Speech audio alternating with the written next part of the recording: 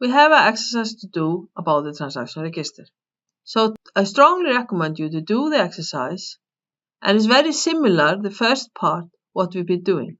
So let's just look at some parts from this exercise.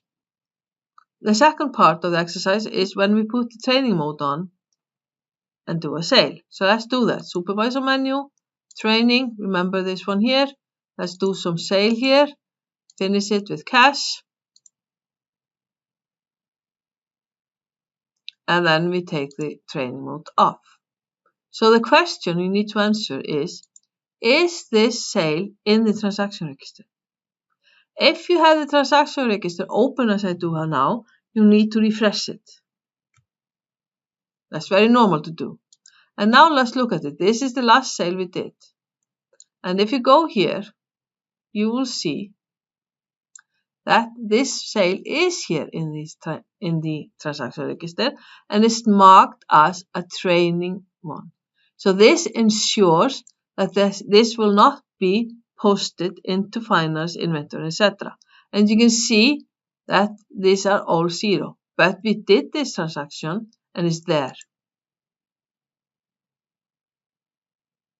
And you see the amounts, but it doesn't include sales entries or payment entries because it was a training mode one.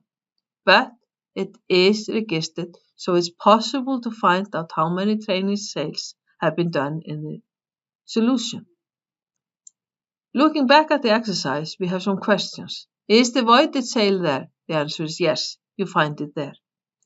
Can you find the voided line in the sale you did previously? Yes, the answer is yes, you can find it. Can you see the payment lines? The answer is yes. Can you see the discounted line? You can see the discount, yes. The sale you did in training mode, is it in transaction register? Yes. Has it got something special about it? Yes, as we looked at, it's been marked as training mode, but then there are no sales entries or payment lines.